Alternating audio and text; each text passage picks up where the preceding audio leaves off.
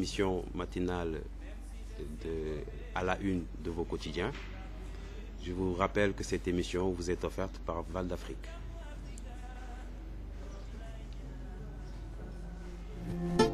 pasti Valda yi Tëngéej lañ leen di defaree dalee ko 1942 ba tey te mbooleem liggéeykat yi fa jaar wane nañ seeni manin ak seeni xarañ ba ñu am tey ay pasti yu mucc ayib yu kenn ëmpleetul fii ci Sénégal. ba xam ngeen ni pasti yi Dakande bi jóge fii ci mim réew rawatina ca Daaxa Jolof lañu leen di defaree te am na njëriñ lool ci sunu wàllu lekk.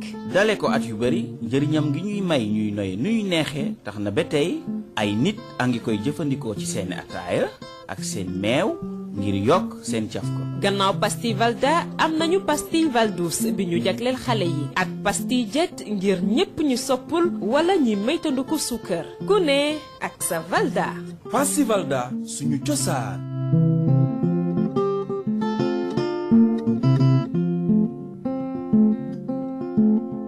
Val d'Afrique moo leen di may seen émission ëttu waxtaanu bés bi ak lu leen naqari ci hôpitaux yi ci seen wérgu yaram.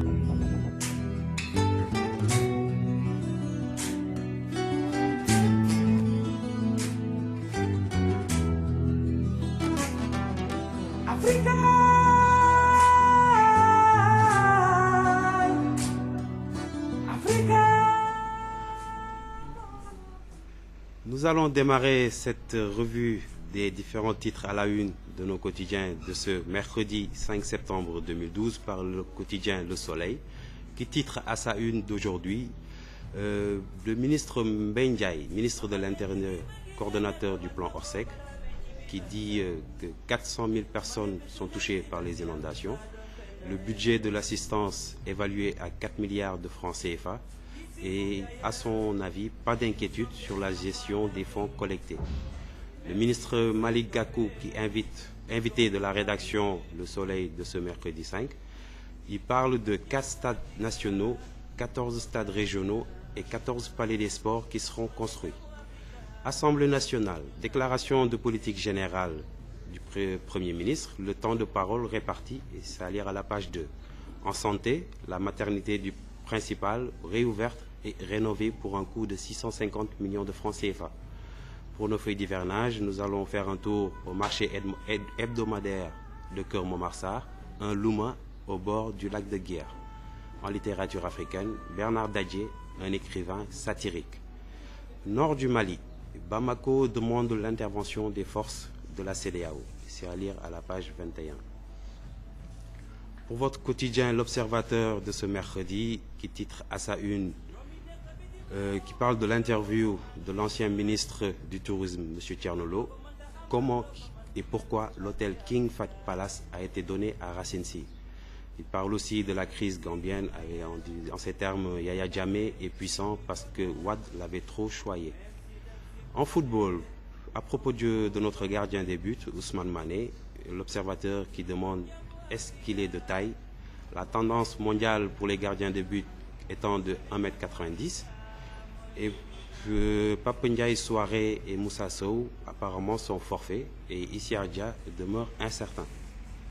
Aziz Fashion, styliste designer, j'ai vendu un collier à Ronaldinho à 13 millions de francs CFA.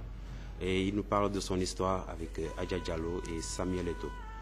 Subvention du chef de l'État qui oublie complètement de financer le Magal du 5 septembre à Saint-Louis. Macky ne sacrifie pas aux deux rakas.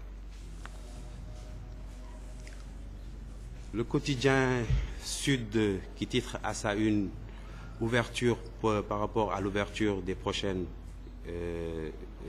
des classes, à l'ouverture prochaine des classes, et qui pose la question à savoir est-ce que la rentrée des classes sera une rentrée dans l'eau? Pour la crise malienne, qui est le gouvernement malien qui est d'accord pour une intervention militaire, Bamako qui saisit officiellement la CEDEAO.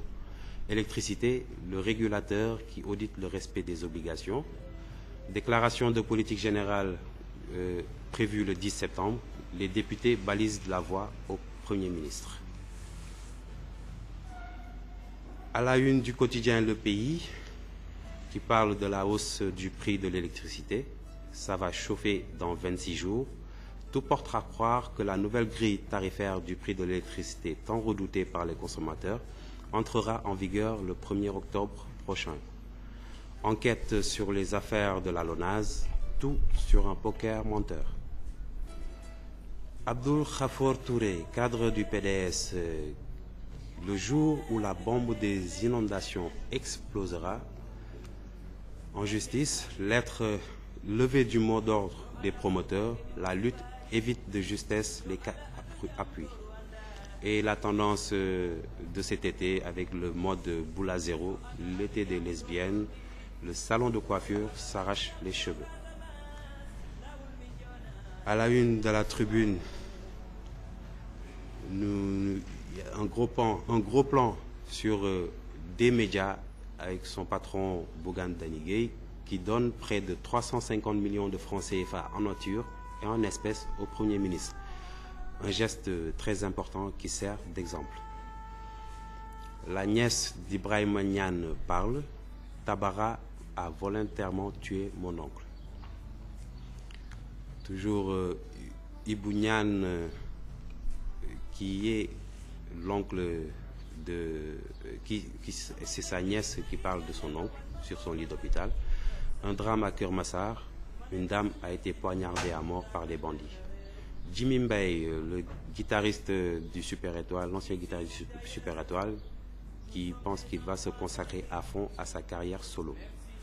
Le ministre des Sports, Gakou, réconcilie les promoteurs et les CNG, mais on pense que la saison de lutte reste quand même toujours menacée. Enquête qui revient sur le rapport de l'IGE 2002-2007. La RTP considérée comme une agence hors la loi, des femmes de ménage mieux rémunérées que des diplômés Bac plus 5 et DUT, et des stagiaires à 300 000 francs CFA le mois. Benno Bokk Yakaar qui prépare son séminaire, un séminaire de la suspicion.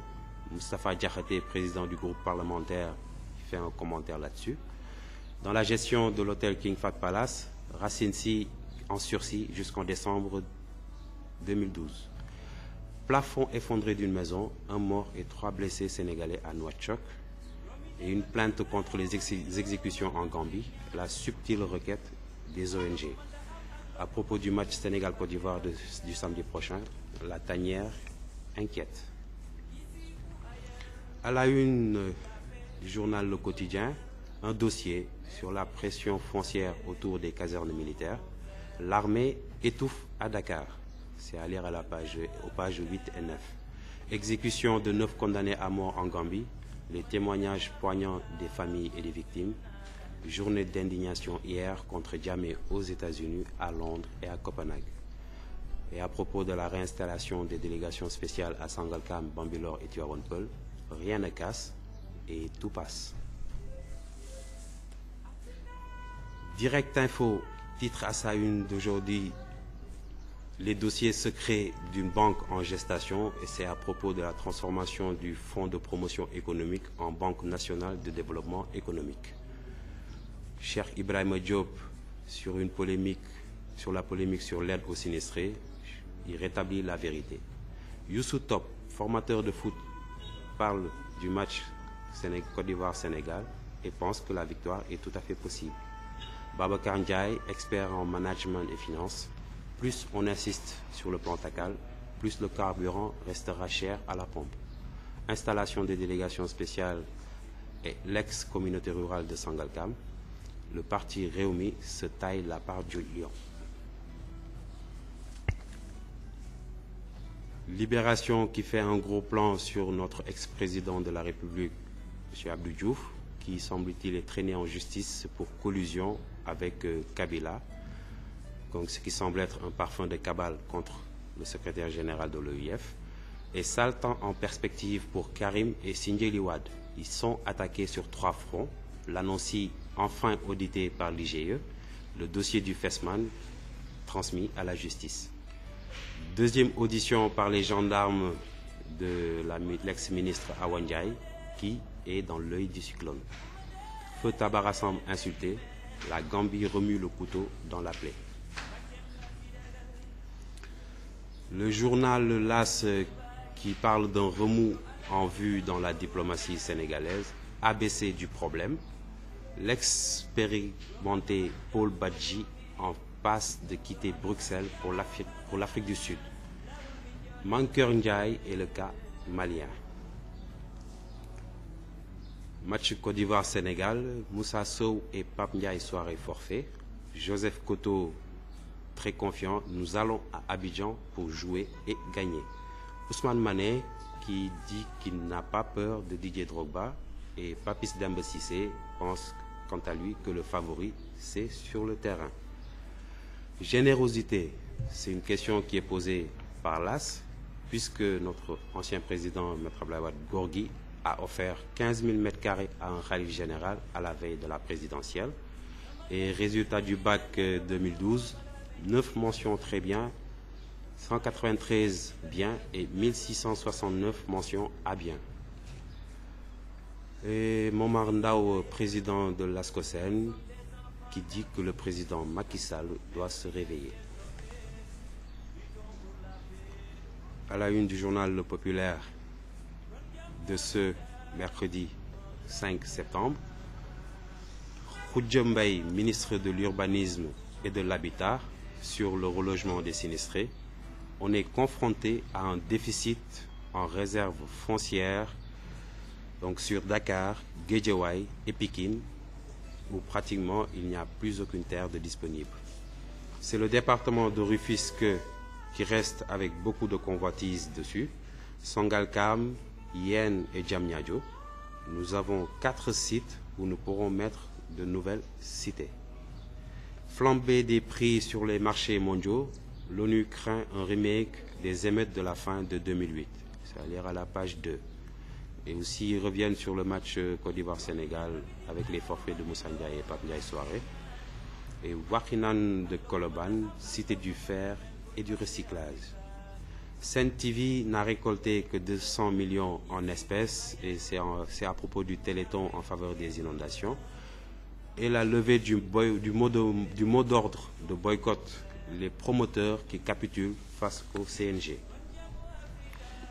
Pour le quotidien Stade de ce mercredi 5, en gros plan, le match Côte d'Ivoire-Sénégal du 8 octobre, Moussa Sow et soirée forfait, Joseph Koto, sélectionneur national en Côte d'Ivoire pour jouer et gagner. Et pour nos amateurs de lutte, votre magazine Sunu Lamb parle du boycott des combats qui est levé, Gakou qui met fin à la rébellion, dialogué par un dialogue avec le CNG, Luc Nicolaï qui dit qu'ils ont dit ce qu'ils avaient à dire et Gaston Bang jamais dit qu'on allait démettre Alioune Sarr. Tafatine qui dément son combat contre Tyson, je préfère Modulo, Eumeu ou Balla. Serigne Modou qui décroche 3 chocs pour cette saison qui va démarrer très bientôt. Malick Niang Elton à l'affiche en 2000 et Bébé Saloum. Tyson, Elton et Gambien sont pour Sunu Lamb les grands chômeurs de l'arène. Voilà, mesdames et messieurs, l'essentiel des titres qui sont à la une de vos quotidiens de ce mercredi 5 septembre 2012. Je vous souhaite à toutes et à tous une très bonne lecture. Tout de suite, la version Wolof. Merci.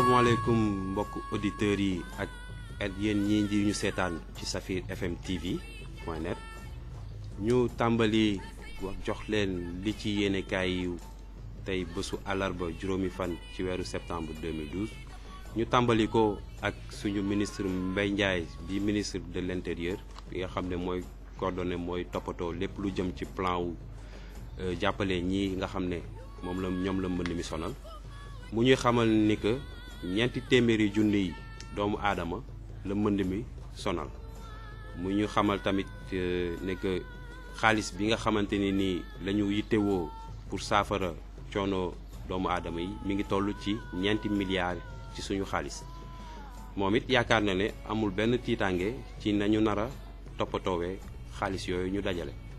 Malick Gakou moom la tey seen yéenekaay Le Soleil invité mu ñu xamal ñu ne am na 4 stade yoo xam ne stade national yu ñuy waaj a defar boole ko fukki stade ak ñeent yoo xam ne région bu nekk dana ko am ak fukki palais des sports ak ñeent tamit yoo xamante ni région bu nekk danañ ko fa def. ci wàllum assemblée nationale bi ci jàkkaarloo bi premier ministre Abdoul Mbaye waroon jàkkaarloog député yi ñi ngi xool jokkalante bi na muy demee. ci wàllum wér-gu-yaram ñu ñuy xamal ni maternité ba nekk fële ci hôpital principal ubbiwaat na ndax dañ ko doon defaraat te njëg bi ko doon defar mi ngi toll ci juróom-benni téeméeri million ak fukk. ci feuille d'hivernage bu journal Le Soleil ñu dem seeti marché ba nekk Kër Momar Sarr muy luuma boo xamante ne mi ngi ci booru Lac de Guiers bu weesoo loolu pour ñi nga xam ne ñoom dañuy bëgg di yor ay livre di lire ñu ñuy xamal ne Bernard Dadier moom la ñuy wax ci page 9 ba 16.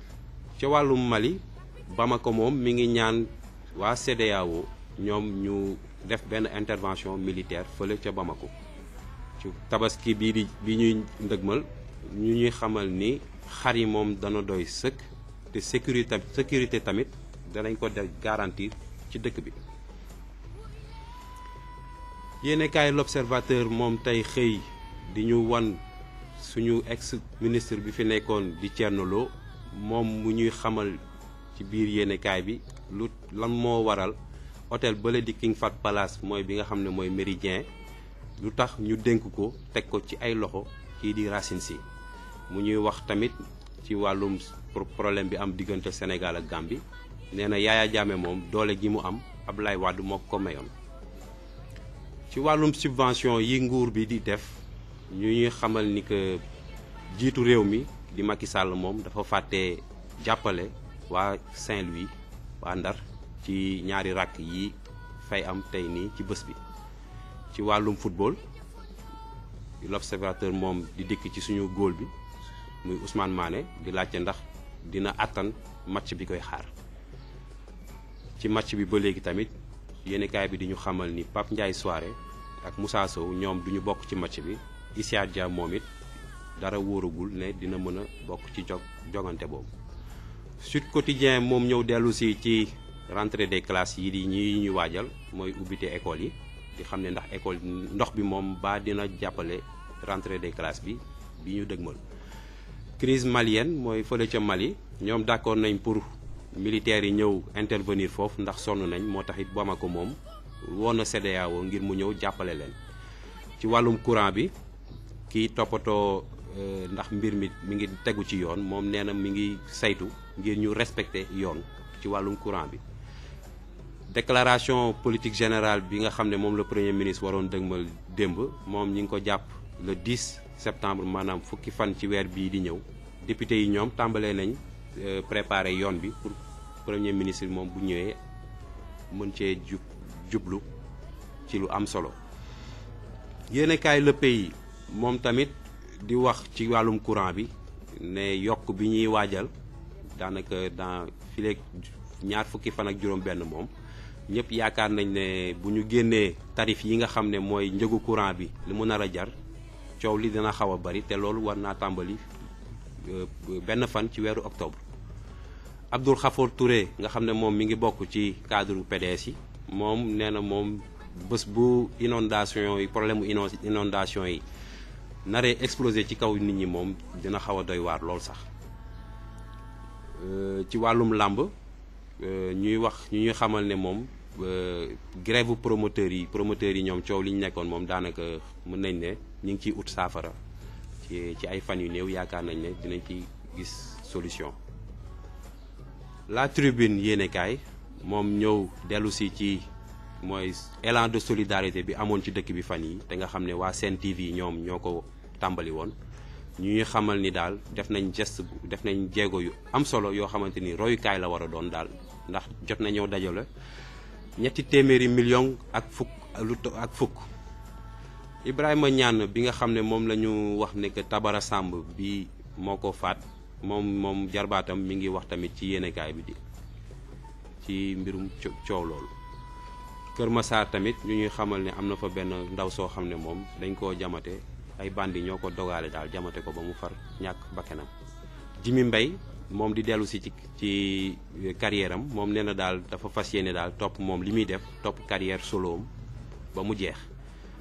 suñu ministre tamit Gakou ñuy dellu si ci jubóole bi mu jubóole promoteurs yi ak CNG yi waaye nag dara wóoragul ne que dina saafaraw.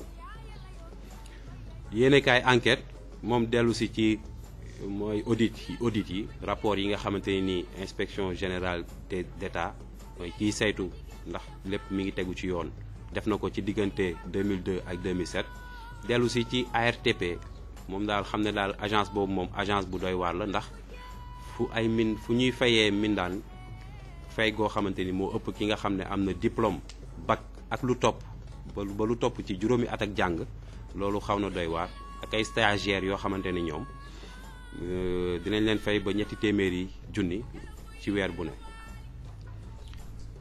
ñu dellu si waa Benno Bokk Yaakaar bii di ñiy waajal seeni daje bu mag waaye daje boo xamante ni nii moom xaw na jaaxal bopp yi tuuti King Fahd Palace moom it li ñu ko dénk Racine Sy moom dañ ko dénk daal ba fii ak décembre après ñu xool moom lu ñuy def ak moom. fële tamit am na ñu ñuy xamal ne am na benn nit bu ñàkk bakkanam ak ñeneen ñett ñoo xamante ne ñoom tamit am nañu ay gaañu ci benn plafond maanaam dalu kër boo xam ne dafa daanu seen kaw fële ca Nouakchott. exécution yi mooy maanaam boom yi boom nit ñi fële ca Gambie ONG yi daal ñoom ñi ngi ñaan daal ñu saytu mbir moom. ci yéenekaay Le Quotidien bu àllarba bi ñëw dellu si ñoom wax ci mbirum armée bi.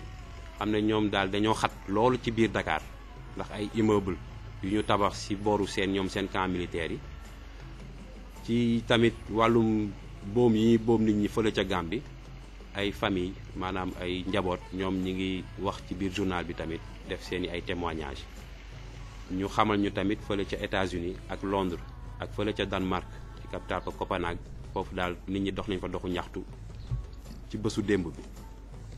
ci wàllum délégation spéciale ya ñu doon samp fële ca Sangalkam Bambilor ak Tivaouane Peulh xamal ñu ne daal lépp def nañ ko ci jàmm benn coow jubu fa.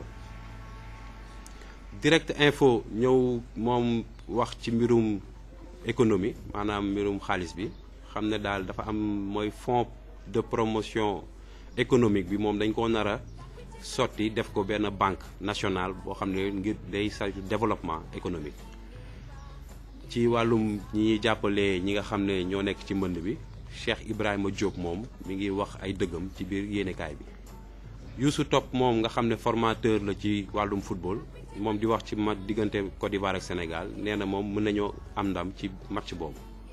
Babacar Ndiaye moom nga xam ne moom dafa xelam dafa màcc loolu ci wàllum management ak finance maanaam jënd ak jaay ak gérer mbir. moom nee na bu ñu continuer di saytu plan tàkkal bi essence bi moom day continuer di gën a yokk rek fële ca station installation wu délégation spéciale yi fële ca Sangalkam ñu xamal ñu ne daal parti Idrissa Seck moom la ca ëpp yëpp moo ko jël. Libération ñëw moom di ñu xamal ne que suñu président bu yàgg ba kii di Abdou Diouf moom dañ koy waaj a yóbbu justice yóbbu ca kanamu yoon. ndax nee nañ dafa amoon ay jokkalante ak kii di Kabila nga xam ne moo nekkoon président fële ca Congo. ñu wax ñu tamit ci mbirum Sindiély Wade ak Karim bii di magam ñu xam ne daal ñoom fi mu toll nii daal yoon mi ngi dal seen kaw ci wàllum ANOCI bi ak dossier Fesman bi suñu ex ministre bi tamit Awa Ndiaye moom ñu xamal ñu ne dina delluwaat ci kanamu gendarme yi. tamit ci wàllum Tabara Samb suñu mbokk ba ñu boom fële ca Gambie Gambien yi daal ñoom ñi ngi dal ci kawam di wax ju ñaaw daal ci moom te loolu yaakaar nañ jaaduwul. journal L'As yéenekaay L'As moom ñëw xamal ñu ne daal suñu diggante ak yeneen réew yi maanaam diplomatie bi am na ay problème yu ndaw yu ñu ciy séntu ndax kii di Paul Badji moom dafa nar a jóge fële mu nekkoon fële ca Bruxelles pour dem ci Afrique du Sud. Mankeur Ndiaye moom it ak mi ne woon Mali moom it kenn xamagul moom it kaa am nu muy demee Momar Ndaw bi nga xam ne mooy njiitu ASCOSEN moom nee na moom président Macky Sall moom dafa war a yeewu. L'As ñëw di ñu laaj benn saytu ma ci wàllum générosité mooy maanaam mbaaxu suñu président Abdoulaye Wade mi fi jóge ndax moom dañ ne ñu ñuy xamal ni daa maye woon fële fukki junni ak juróomi mètre carré la may benn xalif général bi ñuy dëgmal élection présidentielle yi mujj ci wàllum résultat wu bac yi ñu jóge bu atum 2012 bi ñu xamal ñu ne daal am na 9 ñoo xamante ni ñoom jàll nañ ko ci ak kii mention bu baax a baax sax am na téeméer ak juróom-ñeent fukk ak ñett yoo xamante ni ñoom it xaw naa tane ak junni ak juróom benn téeméer ak juróom benn fukk ak juróom-ñeent yoo xamante ne ñoom nee nañ jàll nañ daal na ñu waroon jàllee rek ci nu mu gën a yombee. Côte d'Ivoire Sénégal Moussa Sow Pape Ndiaye Souaré ñoom duñu bokk ci match bi Joseph Koto di ñu xamal ne ñoom dañuy dem pour football te gagné Ousmane Mané moom di ñu xamal moom it ne moom ragalul Didier Drogba benn yoon. Papis Demba Cissé moom nee na moom favori bi moom kii gagné mooy ki nekk ci terrain bi la ñuy xamee moom kan moo ciy favori. yéenekaay Le Populaire ñëw di ñu wax ci wàllu mbënn bi tamit suñu ministre de l'urbanisme ak de l'habitat maanaam mbirum tabax yeeg dëkkuwaay yi kii di Khoudia Mbaye moom di ñu xamal ne dañu am ay problème maanaam ci wàllum réserve foncière mooy suuf si nga xam ne dafa des moo li ci des ci Dakar Guédiawaye ak Pikine daanaka suuf desatu fi waaye nee na département bu Rufisque ak fële ca Sangalkam Yène ak Diamniadio foofu daal am na lu fa des ñoom yaakaar nañ ne dinañ am ñeenti sites yoo xamante ne mooy ñeenti bërëb yoo xamante ne dinañ fa mën a tabax ay dëkkuwaay yu bees xamal nañu ne tamit ni SICAP moom mooy mi yor wàllum logement yi moom nee na moom la muy joxe logement yi dafa cher lool pour sénégalais bi nga xam ne ay revenu bariwul ci wàllum njëg yi nga xam ne mooy daw ci àdduna bi yëpp organisation des Nations Unies mooy mbootaay bi ëmb dëkk yëpp ñoom dañuy ragal daal wàllum xiif bi daal créé waat fi ay problème comme yi fi amoon 2008 Côte d'Ivoire Sénégal loolu moom am nañ suñu ñaari joueurs yoo xamante ne nii duñu bokk ci match boobu waxi naan bu Colobane fële ca raay ba ñoom nee nañ foofu daal mooy cité bi nga xam ne fa la wàññi bari ak fi ñuy recycler maanaam objet yu yàqu-yàqu yi. yéenekaay Stade ñoom def li ñuy wax ci mbirum match bi ñuy dëgmal juróom-ñetti fan ci weeru octobre Moussa Sow ak Souaré ñoom duñu bokk ci match boobu Joseph Koto moom xelam dal na dañuy dem Côte d'Ivoire pour football gagné match bi. moom it Rigobert Song bi nga xam ne moom moo doon capitaine équipe Cameroun bi moom mu ñuy jox ay tegtal ci naka nañu war a fexee ba mën a daan kii di Côte d'Ivoire fële ca Abidjan. yéenekaay sunu làmb moom ñëw xamal ñu ne suñu ministre des sports Malick Gakou moom fexe na ba jubóole kii di ñi di CNG bi ak promoteurs yi. Luc Nicolaï moom di ñu xamal ne moom it lépp lu ñu waroon a wax ñoom wax nañ ko. Gaston Mbengue di xamal moom it ne que ñoom mësuñoo wax ni dañu fiy jële Alioune Sarr. ñu ñëw ci Tapha Tine moom nee na combat am ak Mohamed Ndao Tyson loolu moom àndu ci moom li ko gënal daal mooy jokkalanteeg kii di Modou Lo wala Eumeu Sène wala kii di Balla Gaye roi des arènes. Serigne Modou Niang moom tàmbali na moom saison am daanaka ndax tëgg na ñetti combat yu leer ci ñett yooyu ñu mën cee dëgmal Malick Niang ak Elton ak en 2000 war a jokkalante kii di Bébé Saloum ñu ñuy xamal ñi nga xam ne ñoom daaw jotuñoo bëre benn yoon ci at mi muy Tyson Elton ak Gambien ñoom daal xamal nañu ne daal daaw amuñu benn combat ci saison bi. waaw mbokk yi loolu moo nekkoon li ci li fësoon ci seen yéenekaayu tey bésu àllarba bi ñuy fàttali ne bés bi tey mooy 5 septembre mooy bés bi nga xamante ni nii fële ca Ndar ci la ñuy màggal julli ñaari ràkk yësu Cheikh Ahmadou Bamba Khadimu Rasoul mbii jiitu bi nga xam ne moo fondé tarixa Muridullahi defoon bés bi tey la donc xam naa suñu dinañ ci waxtaan diir bu gàtt rek ci kanam tuuti ngir tamit xam bés bi lan mooy wareefam ak lan la jural suñu réew maa ngi leen ñi ñaanal yéen ñëpp kenn dal ak jàmm di ñaan suñu borom fekk may ñu teewee ko suba asalaamualeykum wa rahmatullahi taala wa barakaatu jërë ngeen jëf